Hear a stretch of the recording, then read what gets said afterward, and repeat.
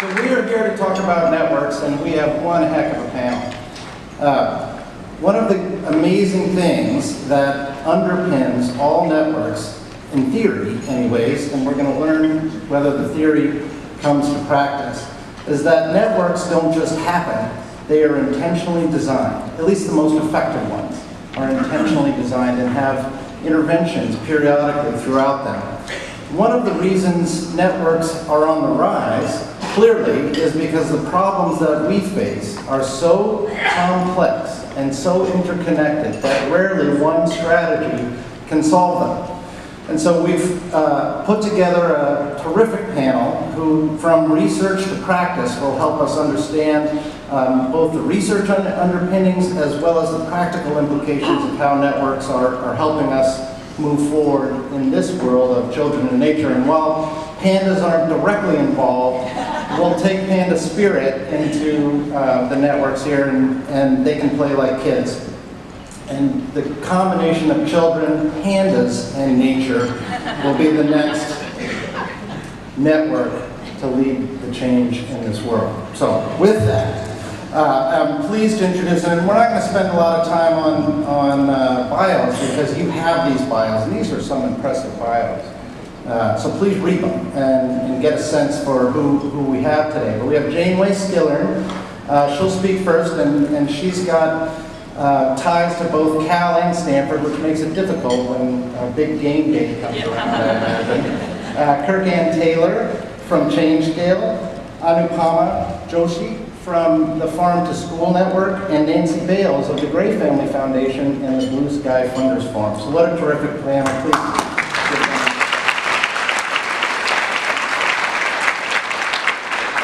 So Jane, we want to start with you. Talk a little bit about the research. For well over a decade, you've been studying networks and trying to better understand what makes them successful, what drives successful collaboration.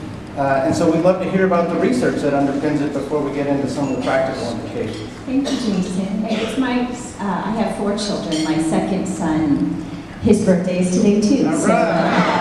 Happy birthday! Thank you. So it's a pleasure to be here with you all, first of all, and thank you for having me. I wanted to share a little bit about what I've learned as a researcher over the past nearly 2 decades now, studying leading-edge nonprofit networks that have achieved tremendous impact and achieved a network that's greater than the sum of its parts. And what I've seen across a range of contexts, whether it's environmental conservation, or climate change, or education, or housing, or economic development, international development, across a wide range of case studies in different contexts, organizations, both grassroots, small, community-based to large foundations, there has been a common pattern that emerges from these successful networks. And I'll just share them very briefly because we'd love to have time to take questions and have a discussion. And then I have a website I can share with you at the end that you can read more about this. So I'll give you the brief version. The 4 principles that emerge from all of these case examples are quite intuitive, but actually quite counterintuitive in the context that we operate. And you'll see what I mean after I've gone through them. First, all these successful networks focus on mission before organization, in the sense that growth may not necessarily be the only vehicle for getting to scale of impact. In fact, some of these organizations I've looked at actually give away programs that they're not so good at and give them to former competitors and let their former competitors grow those programs, and then they focus on what they're best at. And at the same time they work collaboratively and as peers with each other to build value and impact in the field.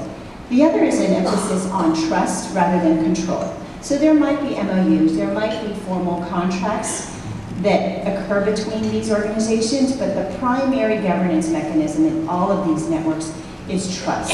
Authentic relationships amongst the participants, with people really engaging with their whole person there, rather than it's the systems and the accountability metrics that are going to hold people to their behavior, but rather getting to first finding the right partners and doing a lot of due diligence to find people with whom they can trust, and then demonstrating their trustworthiness through behavior that shows their commitment to the larger purpose and the larger cause, rather than everybody in the partnership for kind of a transactional, what's in it for me point of view.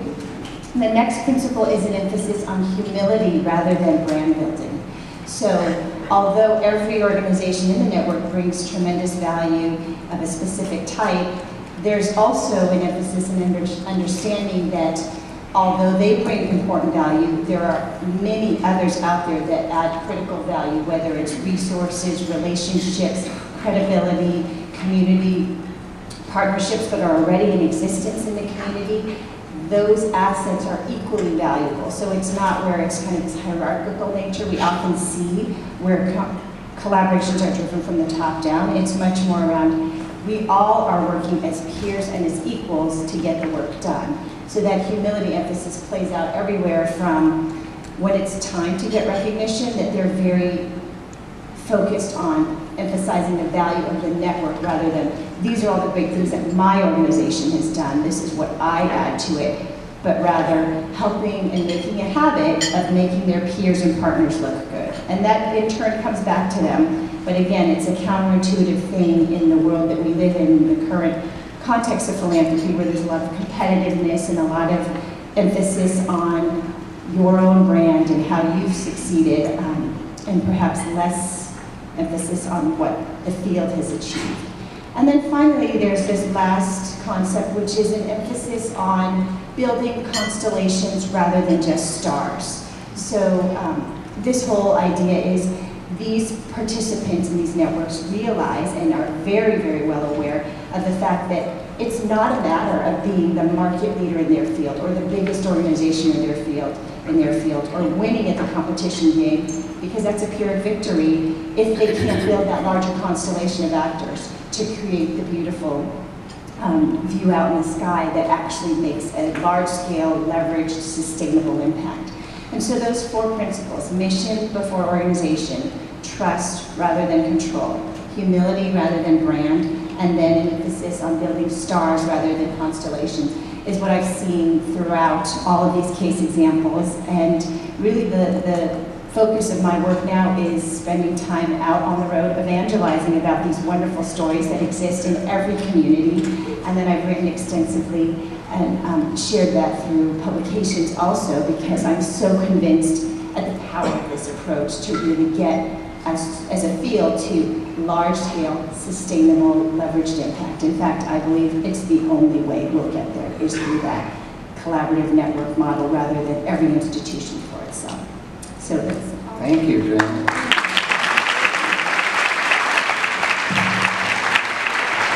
It's interesting that you bring up the fact that, generally the system rewards differentiation right now. It doesn't actually reward collaboration. And what we're talking about here is how can we flip that dynamic around?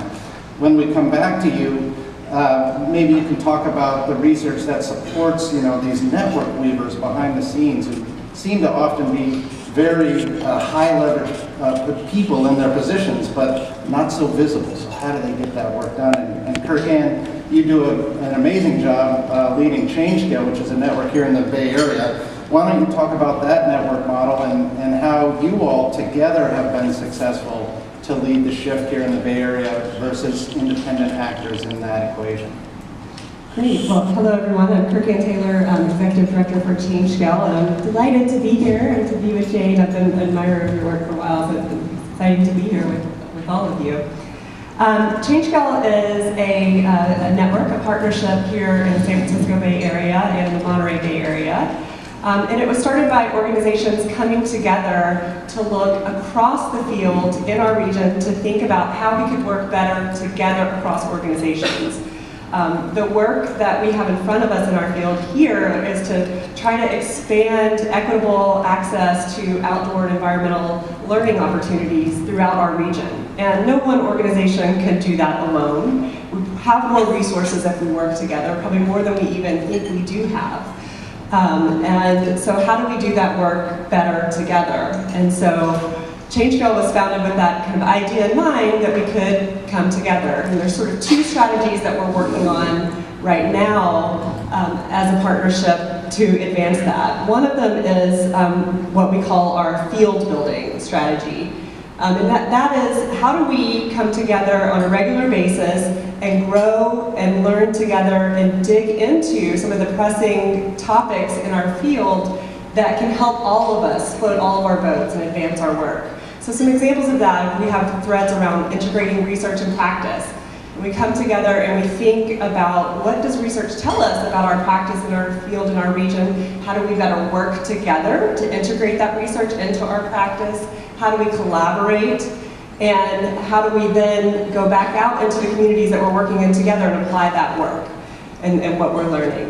We've also focused on topics like, how do we create, we know we want to create more culturally relevant programming, and we need to work together to do that, to understand how our programs can be really, it's not good enough just to have culturally relevant program, we need to have organizations in a field in our region that's inclusive, and we need to make individual organizational changes, but we also need to make shifts in our network to create a more inclusive movement. And so that's part of the field building. Those are some examples of the kind of field building work that we do.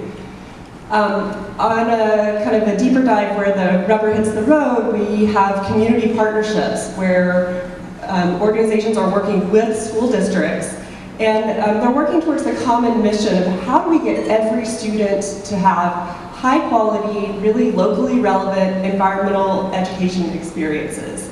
And that involves everyone getting to the table, kind of putting aside for a moment their organizational hats, and thinking about this common goal, and then making shifts and mapping out a landscape within those communities that works, that brings together the best of all of the organizations to really make sure that every student has access to environmental literacy over time. So I think in that, I think having trust over control is a central theme of that. You can't go in and say, okay, it's going to look exactly like this, follow this model. It's really bringing people together and figuring out together how we move forward to build those strategies. So there's some examples of how ChangeScale is operating in the Bay Area, and with that, I guess I'll turn it back to you, Yeah, Jason. thank you. And Anupama, as you think about the Farm to School Network, and it'd be great for our colleagues to learn a little bit about the network, how it's put together and what your goals are, but also like to hear how it's been effective in the policy world. How have you been able to speak with a louder voice because of the network and influence policy in the work that you've been doing? Great. Good morning, everybody. My name is Anupama Joshi. I'm representing the National Farm to School Network. So I'll start off by giving you just a little bit of what the network is and how it's structured, and then talk about the policy work that we've done. So the National Farm to School Network, as the name suggests, is a national network of organizations all across the country that are working on this model that we call Farm to School. It's pretty simple, farm to school, getting local and regional food products into school cafeterias, getting kids into the school gardens, getting kids excited about food through school gardening, and also food and farm and nutrition education by way of experiential learning like taste tests, or farmers in the classroom, or chefs in the classroom, or getting kids out to farm tours. So there's sort of a model that we've established, and we know that it's successful. Again, to come to your Jane's point and Kirk's point as well, that it's not prescriptive. The model is there for folks to implement in however they want to, and so each farm to school site across the country kind of looks different, and that's okay. It is localized, and we want it to be that way. So again, not sort of controlling and not being prescriptive of how you need to implement this model is a cornerstone of the work that we've done. The network is pretty strong. We have affiliate partners in all 50 states, in DC and in the US territories as well. We did an expansion into the US territories just last year, realizing the importance of the work that needs to happen there. So we did a little bit of retooling of our structure last year as well. And we've been in operation since 2007, so about a little over 10 years. And we have about 20,000 members that are members of the National Farm to School Network, which is a free membership. I think the things that Jane mentioned, absolutely resonate with us as well. The three functions that the network plays is really connecting people to people. So peer learning is a key part of the work that we do.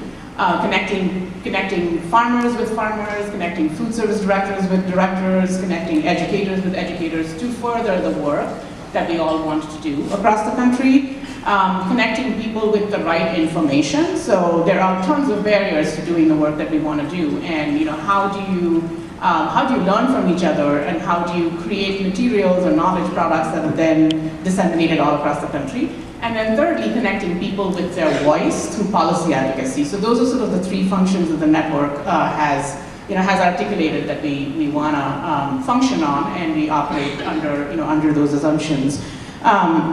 A couple of things I wanted to mention that resonate, that Jane had mentioned.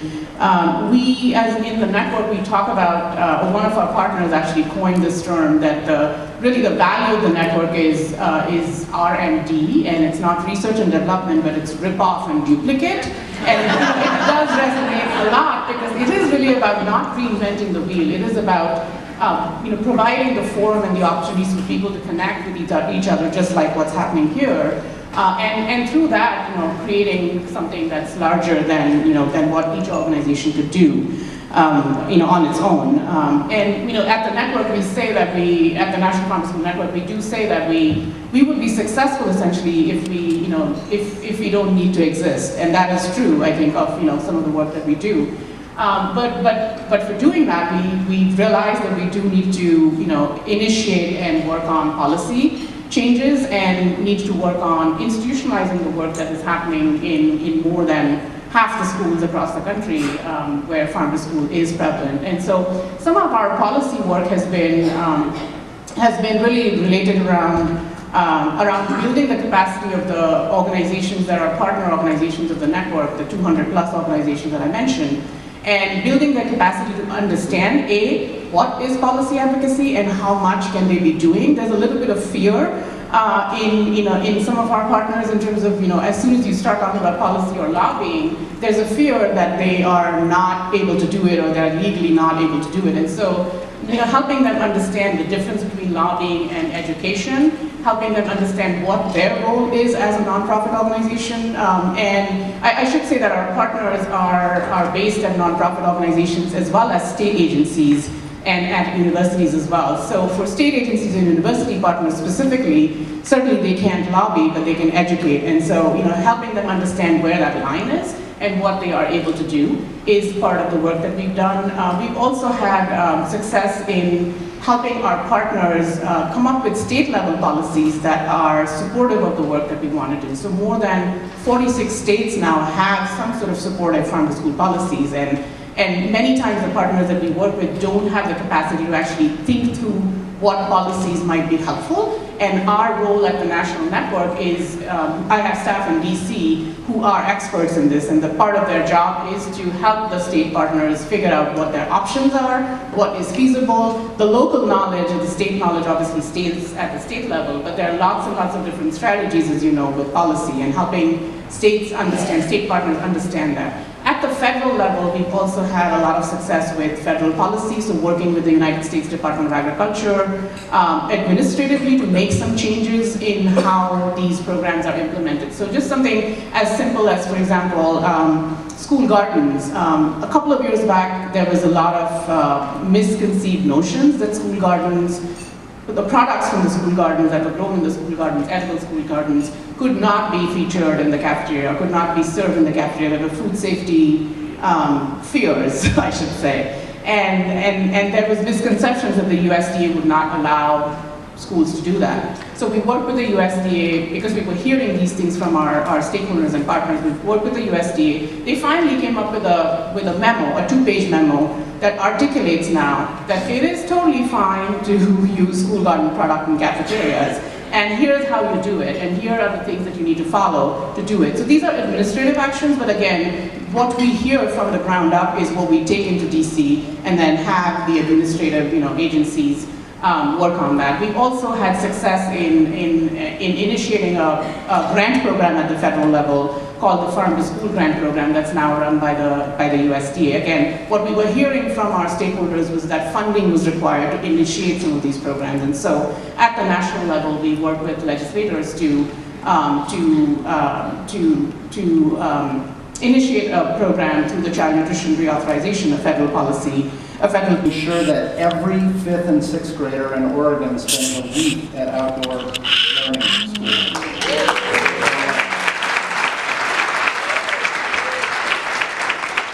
So how can funders do this on a state scale? How can funders do this on a national scale? And how can funder networks, you're a member of the Blue Sky Board of Directors, how can funder networks help promote network weaving, network building, both mechanically, like who do you give the grant to, as well as philosophically? How does that work? Thank you, Jason. So I'm Nancy Bales. I am the Executive Director of Great Family Foundation, and we are in Portland, Oregon, and focused on, we're a place-based foundation, like many foundations who fund in this work. And I don't know if I have all the answers to those questions, Jason, but in Oregon, one of the huge successes was around this Oregon Outdoor School Program. And this is a program that's been taking place for 60 years in Oregon, but had never had any kind of, it's a very community-based program. So kids in some schools, in some places, were getting this full week of outdoor school experience where they were attending a camp and learning in the outdoors, science, math, geography, all of the subjects. It was literally a week of school outside. And then in other places, kids were getting maybe a night or two or none at all. And this would go up and down depending upon education funding, which we all know how that often works. But I think, so many of the important pieces that Jane talked about with the network building were part of this effort. It was an idea that was very driven by mission, by this caring about making sure that every kid in Oregon had this experience, making sure that we were building that social capital within the state. So no matter where you were, even if there was that rural-urban divide, we were able to talk across the table and provide this experience for every kid. That it really was about mobilizing this for impact for our students, and creating this opportunity to have it happen in the communities how this program needed to happen. Nobody dictating that what happens in Portland is going to be the same thing that's going to happen in Klamath Falls, Oregon, or Malheur, or somewhere in eastern Oregon. And because of all those pieces, we were able to get legislative support from across the state, and then go on to create an actual statute, an actual policy in Oregon that says outdoor school is a statewide program in Oregon. Every kid should have the opportunity in the 5th or 6th grade to spend a full week in the outdoors learning, and then to follow up and go to the voters and get support, get the actual funding we needed to run the program. So that was a tremendous learning experience for an organization that had been funding, a foundation that had been funding the program year after year. Like, how many kids can we get outside? And to then turn our efforts to how do we fund this network collaboration to create this greater impact. And I think as foundations, we see the power of networks all the time. I mean, the power of the network is in this room, right? What we don't do very well is we don't exhibit that behavior in ourselves. Anyway, not before Blue Sky Funders Forum, I think. Blue Sky Funders Forum has really been an amazing example of funders coming together, putting aside our own missions, because many of us are very place-based. Our mission is Oregon, and it sometimes is hard for us to think about how do we work on a national scale because of what our specific foundation mission is, like many nonprofits face that same issue. And so Blue Sky Funders Forum really was an example for us to exhibit the behavior that we want to see in nonprofits, I feel like. And from the foundation standpoint, it's been tremendous value because all of a sudden we're able to share what's happening in our place and learn from each other and find ways to collaborate, not only with each other as funders, but then to work on efforts to how do we collaborate to help each other's grantees in different ways and share that information. So I think that's where we've really seen the power in Blue Sky, and I'm really excited about this funders group that's come together in this work. I think this is the first of this type, and as we continue to work together and grow, as long as we remember and are able to put into effect all those things that Jane says, I think there's a great promise for it. Thank you, Nancy. For example, we have evidence of the forces working the opposite direction, right? We're geographically bound. We only do programs in this watershed. We take kids to this part of the earth. We fund over here, and yet it's totally interconnected. And the only way to make systems change is to work somehow together.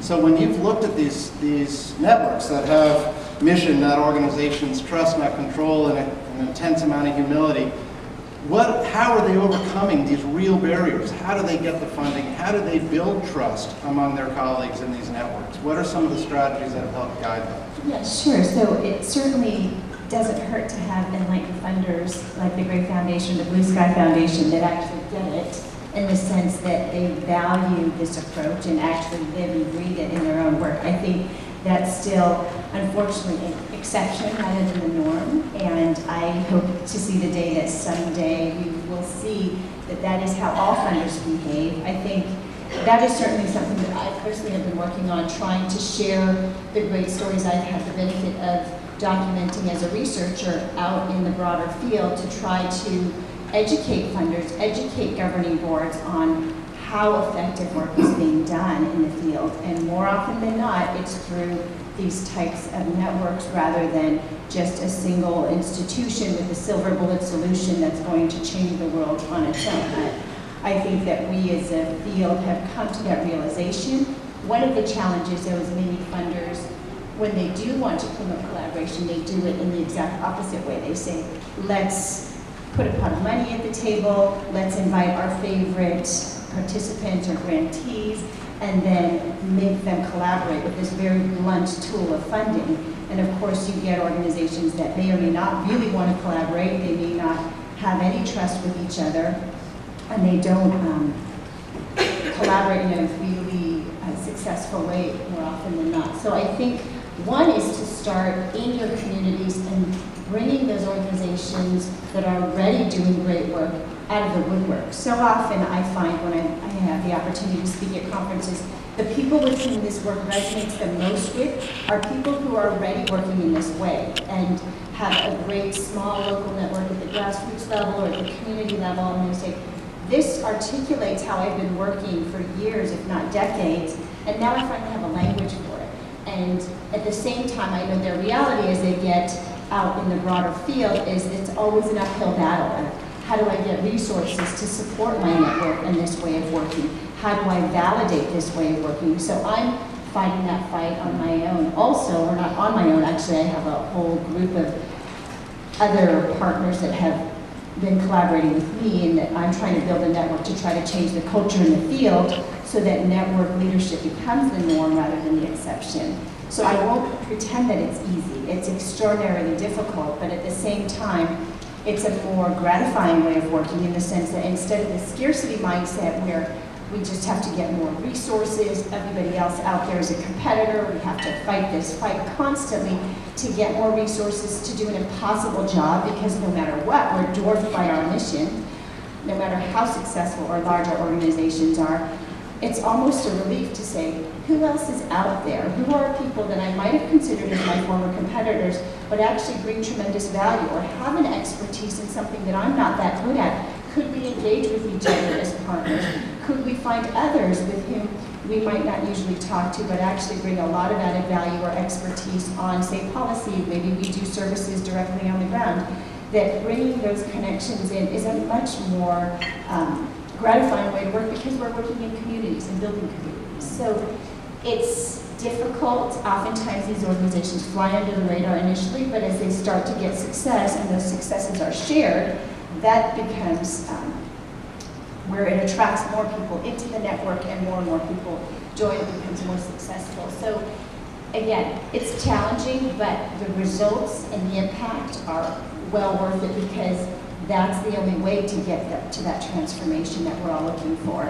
Otherwise, we just keep fighting that fight and it's incremental change and you're never really getting off that treadmill. Thank you. I want to dig into the competition piece here in a second, but I also want to put the call out for questions, right? So we've got an extra microphone here. I'll hand it to Paxton, who's right here. And So I think one of the things, and this is from our experience, one of the things that I started off by saying was that the farm-to-school model is not prescriptive. It is, within the parameters of the three things, local and regional procurement, school gardens, and experiential education that could relate to agriculture education, nutrition education, food and farming education. Take this model and do what you want to do with it. Has been sort of the mantra that we followed, and as a result of that, farm-to-school kind of, in some ways, every local school that implements farm to school is very different, just because each community is very different and the resources that they have are very different. So I think, starting from that point, the stories that we hear of innovations that are happening in local communities related to farm to school, our job at the national level, my staff's job, is really to pick up those stories and disseminate them. And so it's not necessarily so much, it's really talking about the innovation that is happening. And I haven't found anybody that is not willing to sort of get their name out and promote their work. I mean, they've got an easy vehicle through the National Farm to School Network to promote the innovation that they're doing, or promote the policies that they've been able to do, or promote the networks that they're developing at the state level as well. I should say that they're, through the National Farm to School Network, we've sort of facilitated a state level network model as well, where, where we've in some ways mandated or forced, our partners to think about bringing nonprofits and state agencies and, other people on the table. And so, just by saying that we want you to do this has facilitated more networks at the state level. So kind of, there's a national level network that you're participating in, there's a state level network that you are developing yourself. And that, so there's various levels at which, this information can be shared. So I haven't found anybody who, who has issues with sort of sharing their innovation and sharing their models, or, wants to be paid for it in any way, other than the promotion that they're getting. I mean, they're just happy that it's, it's available through the National Farm to School Network. We do a lot of blogs, we do a lot of communication that goes out to all our members, and, we make sure that we are sort of representing the country equally in some ways, and that's something that, that is for my communication staff to sort of figure out how they're not, just focusing on California or just focusing on, because the nation is, our network. Yeah, thank you. I'm Joseph with Sharing Nature Worldwide, and I visited China in November and worked with hundreds of environmental organizations. And I was really intrigued by the idea of humility and harmony of working with other groups, because in China they say we have such a vast population that the organizations know that they can only touch just a small segment of people, and they really need to depend on other organizations to really further the whole cause. So there's a real sense of working together and not so holding things for oneself or one's organization. So no question, just a comment. I was searching for the question in that one. Well, anybody want to pick up on the competition dynamics or the interpersonal play that Jane spoke about? I appreciate your comment. I think one thing that this points to is that foundations haven't always been very good at not creating competition. there's a tendency to want to fund brand new, shiny, interesting things. And I think as foundations, it's really beholden to us to kind of get beyond that and invest in this bigger, larger impact of networks, or invest in programs that are proven and don't feel like we have to recreate the wheel every single time to actually put more value on that as foundations. I think that that's really important, and that's been something that we've been trying really hard to do in Oregon, and I think is something that the Blue Sky Funders Forum, this group of environmental education and connecting people and nature funders from across the country really see, and it's been it's really what has kind of brought us together, is this idea that we need to share all the good things that are going on across the country. Yeah, it's the word yesterday was movement infrastructure, often not the most shiny object in the funding world, but clearly in order to facilitate, especially like the 6 networks that you all are building over these couple of days, the infrastructure to support that, to not only help create the action agenda, but to actually put the action agenda into action over the next year is critical. And so movement infrastructure, Jane, can you speak about how that has helped when you see these networks, the actual backbone supports? You know, Kirk talked about how ChangeScale is a backbone for this work, doesn't actually do the work, right? Supports the work being done. How does that? Sure, I think that it can certainly be tremendously valuable in helping to sustain and accelerate an effort. But I'm also a big believer in the idea of a culture change, that what we need is for every leader at every role that they take, whether they're the head of a foundation or the head of a nonprofit or staff or on the ground as a field officer or program officer, that we're always thinking with this mindset and thinking about how can we get our jobs done, our day-to-day work done more effectively by reaching out to others rather than, again, hunkering down and trying to get more resources and grow our infrastructure and keep fighting that fight, which I know is exhausting, right? It's a shift in mindset that I think has to take place throughout the whole sector. So while the backbone infrastructure can help and is very valuable, again, in seeding and making these happen, catalyzing these, most of the cases that I've looked at were really organic. They grew from the bottom up, not because somebody outside the field or outside the organization said you should collaborate or we want to create this collaboration, but more it was leaders that said, I have this tremendous problem I'm trying to solve, I can't do it, and I'm struggling financially and programmatically. Who else is out there that's a kindred spirit, that's a friend, a trusted colleague that I can talk to and explore where we have common ground, where we can explore how to solve this problem together. So many of the collaborations are emergent, and oftentimes, most often, the people who are closest to the problem are better able to identify a solution, right? No surprise. But how often are we seeing efforts that are experts or consultants and foundation strategy dictating what the collaboration should look like? So I'm a big advocate of, again, I'm all for foundation support to enable and catalyze, but we really have to listen to what's happening at the community level and really have to build on existing community assets. What relationships, many go back years, if not decades, what social capital is already on the ground working that we can then say, let's put wind in your sails, let's support you further rather than creating collaborations for collaboration's sake, because I've seen a lot of that, and I suspect that the latter, we're going to get a lot of failures, whereas the opportunity with the existing social capital is low-hanging fruit that has been starved for resources and support and space. So again, I think you need the culture change, and then that backbone support can be helpful, but if you don't have that culture change, the backbone support won't do anything on its own. Thank you. Kirk, why don't you talk a little bit about both those things, the culture change here in the Bay Area and the backbone support, and how you navigate the tension to stay in the lane. You mentioned two things, field building and community partnerships. As you go to just keep ChangeScale afloat, how do you navigate not wandering out of those lanes and starting to do programs and encroaching on some of these areas where your partners are coming from?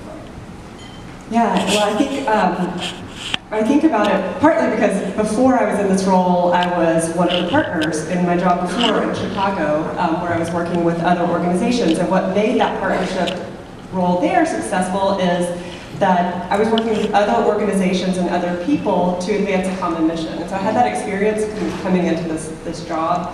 And I think it really goes back to what's win-win. How can the partnership strengthen the on-the-ground work? Does it help an organization or individual better be able to achieve the work that they need to do? And that keeps the partnership and the network growing. In terms of navigating the backbone, my role, I feel like, and the backbone role is to kind of keep the conversation moving forward, to sometimes add capacity where needed, to move it forward, but it's not to be the star, it's to help build shared capacities across the whole region. And that's not going to come from me. I don't have all that expertise or knowledge, but I can call a meeting, I can help do the extra thing that it would take to add support to the organizations who are doing that great work in the region already. So it's sometimes hard to navigate, you know, depending on the phase of development of the project and what's going on, but I think I try to look at where's the next opportunity to help support the work that's happening on the ground in those, like specifically I'm thinking right now of our school district partnerships with environmental education organizations in those communities. ChangeScale is not delivering that work, but we're there to help support that work happening on the ground. Great, thank you. I think we have time for one more question here. Thank you. Hi, I'm Jenny Mulholland-Beers with the California Outdoor Engagement Coalition at UC Berkeley, and I'm wondering if you could talk a little bit about building cross-sector partnerships. So there are some obvious ones, many of which are talked about here in terms of transportation, health, law, but one of the things that came up in the grassroots discussion yesterday was how do we actually even reach further across the aisle, for example, groups that are working for more PTO and paid family leave. You know, people shouldn't have to choose between putting food on their table and spending time outside. Or with the criminal justice system, people, if they're worried about racial profiling and police violence in parks, they're not going to go to those parks. So I'm wondering if you could talk a little bit about really reaching across the aisle, possibly to sectors that we're not yet engaging with, to think about the fact that if they're successful in their mission, that's actually going to highly increase our chances of greater access to the outdoors. Simple question for the last one. Who wants to take that one? I can give it a shot just from my example or the work that we've done. We certainly see at the National Farm School Network that our work intersects with a whole lot of sectors, and it is a truly cross-sectoral work that we need to do. It's not easy, I will say that for sure. And I think the one thing that we did as an example that I wanted to share with you was to sort of come up with a framework for how the work that we do intersects with the different sectors. So sort of starting there, and we created what is now an evaluation framework essentially that we're going to be using. These are the outcomes that we see in the public health field. These are the outcomes that we see in the education field, in the environment field, in the economic development field. I mean, those were 4 sectors that we sort of identified after looking at a whole bunch of sectors, and brought together maybe about 200 or so organizations that were part of all of those 4 sectors, sort of leaders in those sectors, and invited them to be part of a conversation over about 2 years or so to develop this framework.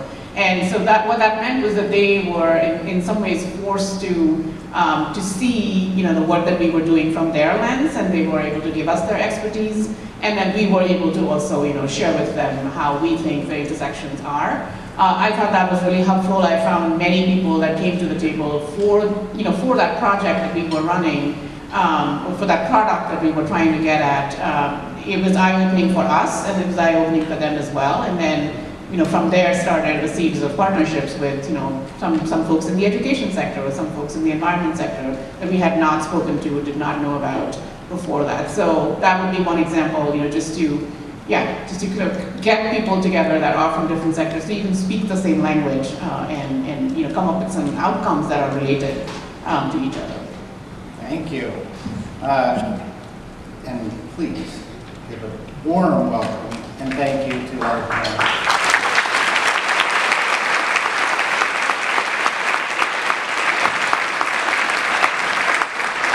challenge, right? The forces are against us. There's hope, right? It actually, we now have research that supports this amazing work. There are models, there are frameworks. You all, it's so really cool that you all are spending time in these tracks, in 6 different tracks to go deep with each other. Often the experience in conferences like this is that you go shallow and you bounce around a bunch of different topics. But here's the opportunity to really go deep with your colleagues and build out some infrastructure that will help continue this work going forward. So we hope that this was helpful for your work. Really looking forward to the end of today when we hear all the amazing summations of the work that's been done to date, to time, and the plans that you have ahead. So thank you again for being here, for putting all of your tremendous energy into this work. I think I'm supposed to find birthday boy, but maybe not. Maybe I just send you off into the horizon. Okay, have a great day.